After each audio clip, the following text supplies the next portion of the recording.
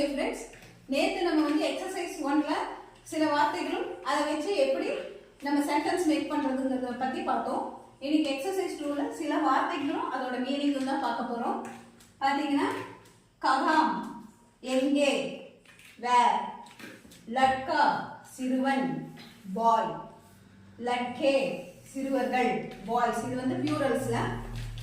லட்கே சிறுவர்கள் பாய்ஸ், லட்கி சிறுமி கேர்ள், லட்யாம் சிறுமிகள் கேர்ள்ஸ், கித்னே கித்னி எத்தனை, ஹவு மெனி ஹவு மச் அந்த மாதிரி, கர் வீடு ஹவுஸ், ஸ்கூல் பள்ளிக்கூடம் ஸ்கூல், தோனா இரண்டு 2, மைதான் மைதானம் பிளே கிரவுண்ட்.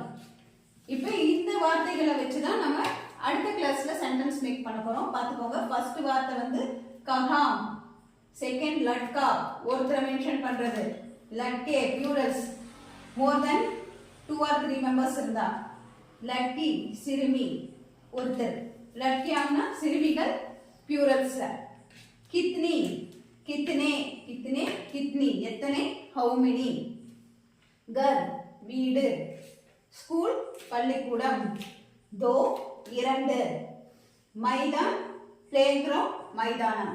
இப்போ இதை வச்சு நாளைக்கு புதுசா ஒரு சென்டென்ஸ் மேக் பண்ணலாம். இப்போ இதெல்லாம் நீங்க வந்து ஒரு கிளாஸ்க்கு வந்து ஸ்கூல்ல கிளாஸ்க்கு வந்து எப்படி படிப்பீங்களோ அதே மாதிரி படிச்சு ஒரு நோட் போட்டு ரைட்டிங்ஸ் பண்ணுங்க. எனி டவுட்ஸ் இருந்தாலும் நீங்க கமெண்ட் செக்ஷன்ல சொல்லலாம், நாங்க அதை உங்களுக்கு கரெக்ஷன் பண்ணி தரோம். இப்போ இன்னைக்கு எக்ஸசைஸ் 2 எடுத்துக்கோங்க. இந்த 2ல இருக்கிற இத்தனை வேர்டு எழுதுங்க. நாளைக்கு இந்த இதுல இருக்கிற அத்தனை வார்த்தைகளும் நம்ம ஒரு சென்டென்ஸா பண்ணி பார்ப்போம். அப்பதான் உங்களுக்கு புரியும். ஓகே ஃப்ரெண்ட்ஸ், எகைன் இன்னொரு டைம் சொல்லிடுறேன். கஹா, லட்கா, லட்கே, லட்கி, லட்கியாம், கித்னே கித்னி, घर, ஸ்கூல், दो, மைதான். ஓகேவா? நீங்க இந்த சென்டென்ஸ் பிராக்டிஸ் பண்ணுங்க.